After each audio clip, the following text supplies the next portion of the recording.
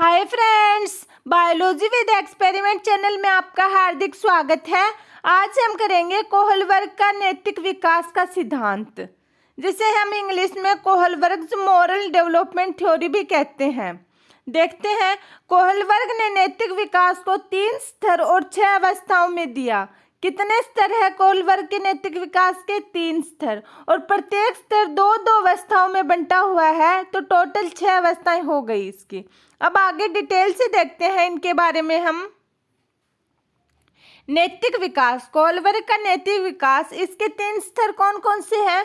सबसे पहला स्तर है पूर्व परंपरागत या फिर प्राग रूढ़िगत स्तर, जो 4 वर्ष से लेकर 9 वर्ष की आयु तक के बच्चे में प्रेजेंट होता है। दूसरा स्तर है इसमें परंपरागत या फिर रूढ़िगत स्तर, जो 9 वर्ष से लेकर 12 वर्ष के आयु तक के बच्चे में प्रेजेंट होता है। और तीसरा स्तर है इसमें उत्तर परंपरागत या फिर उत्तर रूढ़िगत स्तर, जो 12 से लेकर 18 वर्ष के बच्चे में प्रेजेंट होता है। सबसे पहले हम पूर्व परंपरागत स्तर के बारे में जानेंगे और इसकी कौन कौन सी 2 अवस्थाएं हैं उसके बारे में देखते हैं। पूर्व परंपरागत या फिर प्राग रूढ़िगत स्तर भी कहते हैं। इसकी 2 अवस्थाएं कौन कौन सी है? पहली अवस्था है दंड एवं आज्ञाकारिता उन्मुखता, और दूसरी अवस्था है इसकी साधनात्मक सापेक्षवादी उन्मुखता।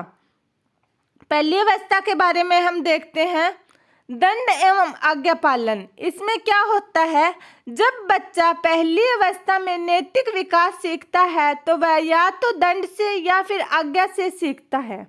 कैसे? जब छोटा बच्चा होता है उसे हम या तो ये समझाएंगे ये चीज़ ऐसे करनी है। इसके लिए हम एग्जांपल लेते हैं कि गर्मियों में हम कूलर लगाते हैं, कई बार कूलर में करंट आता है, तो घर में जो छोटा बच्चा होता है उसे हम कहते हैं कि कूलर को हाथ नहीं लगाना है वरना करंट आ जाएगा।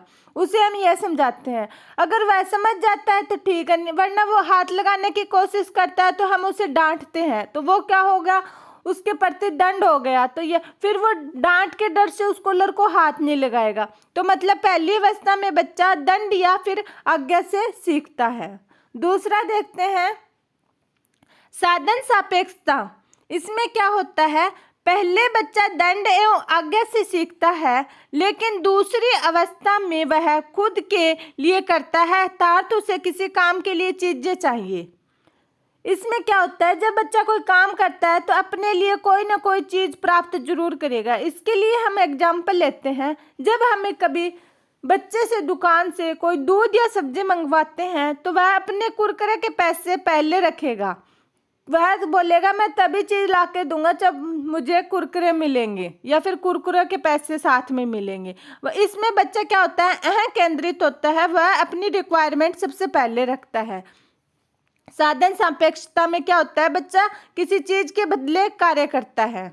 नेक्स्ट देखते हैं लौकिक परंपरागत या फिर रूढ़िगत नैतिक स्तर। ये कौन सा है? ये नैतिक विकास का दूसरा स्तर है, और इसकी अवस्थाएं देखते हैं। इसकी अवस्था तीसरी और चौथी होगी, और ये कौन सी आयु तक के बच्चे में होता है? 9 से लेकर 12 वर्ष के आयु तक के बच्चे में होता है। इसकी अवस्था कौन सी है? अच्छा बच्चा बनने की धारणा और कानून एवं विधि सम्मत अभिमुखता। इनके बारे में अब हम डिटेल से देखते हैं। अच्छा बच्चा बनने की धारणा, इसमें क्या होता है, एक मिनट। इसमें बच्चा खुद को अच्छा कहलवाने के लिए कार्य करता है, खुद की तारीफ करवाना चाहता है।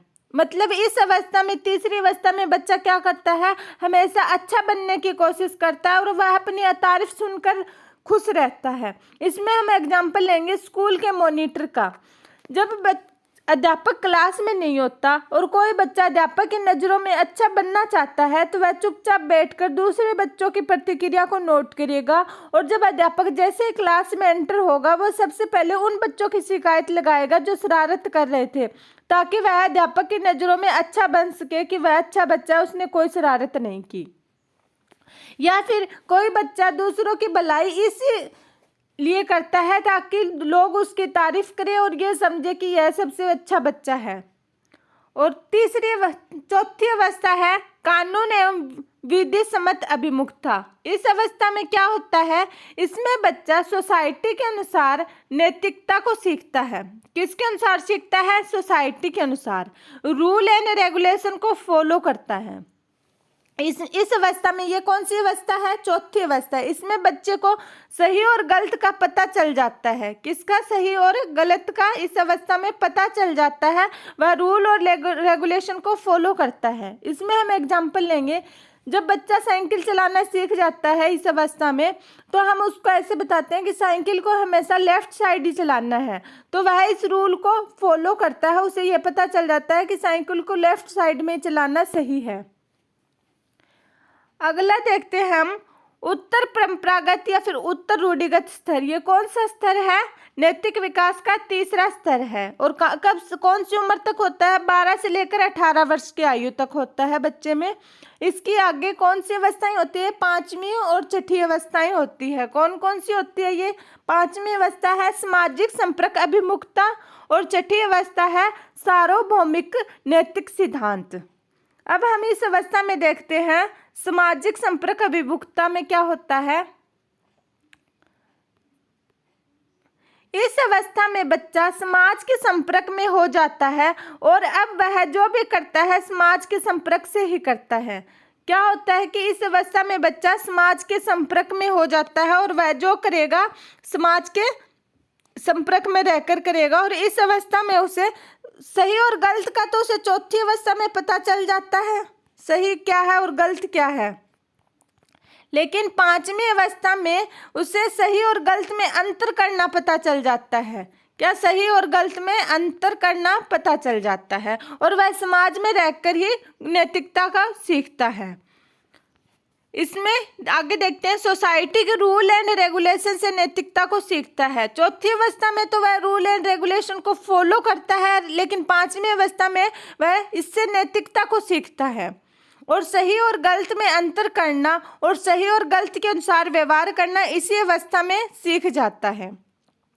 इस अवस्था में बच्चा ऐसा होता है कि वह समाज को बदलने की अपने मन में इच्छा रखता है, लेकिन उसकी आयु कम होती है। लोगों का उसके विचारों का प्रभाव बहुत कम पड़ता है। ऐसे लोग ऐसे मानते हैं कि यह बच्चा है तो वह समाज को बदल नहीं सकता, लेकिन उसके मन में समाज को बदलने की तीव्र इच्छा होती है इस अवस्था में। लास्ट अवस्था देखते हैं हम सार्वभौमिक नैतिक सिद्धांत। इसमें क्या होता है? यह अंतिम अवस्था है। कोहलवर कहता है कि इस अवस्था में उसका नैतिक विकास पूरा हो जाता है और वह आगे की आयु में इसी के अनुसार व्यवहार करता है।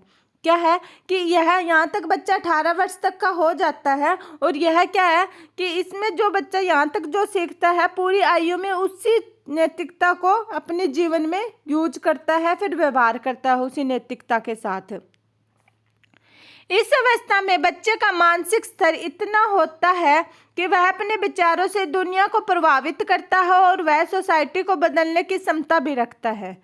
इसमें हम एग्जाम्पल किसका लेंगे? युवा नेता का ले लेते हैं। वह अपने विचारों से लोगों को प्रभावित कर सकता है और दुनिया को बदल भी सकता है। लोग उसको फॉलो करेंगे, उसकी बात को मानेंगे, क्योंकि यहाँ पर वह एक युवा बन जाता है। लोग ऐसे कहते हैं इसमें नए विचार है, जबकि पहले वाली अवस्था में वो छोटा होता है, समाज को बदलने की इच्छा तो रखता है लेकिन बदल नहीं सकता, क्योंकि लोगों का उसके विचारों पर प्रभाव कम पड़ता है। लेकिन इस अवस्था में वह एक युवा बन जाता है, वयस्क बन जाता है, तो लोगों का उसके विचारों पर प्रभाव बहुत अधिक पड़ता है और वह समाज को बदलने की क्षमता भी रखता है।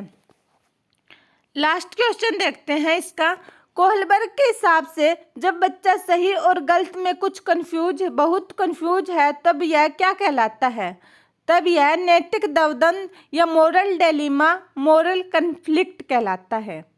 फ्रेंड्स, आज हमने कोहलबर्ग का नैतिक विकास का सिद्धांत किया। अगर आपको इसकी PDF चाहिए तो आप मेरे biology with experiment Telegram channel को ज्वाइन कर सकते हैं और वहां से ये PDF प्राप्त कर सकते हैं। साथ में ही आप चैनल को जरूर सब्सक्राइब करें और बेल आइकन को जरूर प्रेस करें, ताकि आपको सेटेट एग्जाम तक वीडियो के नोटिफिकेशन प्राप्त होते रहें। आपको रोज 8 बजे एक थ्योरेटिकल वीडियो मिलेगा। Thank you.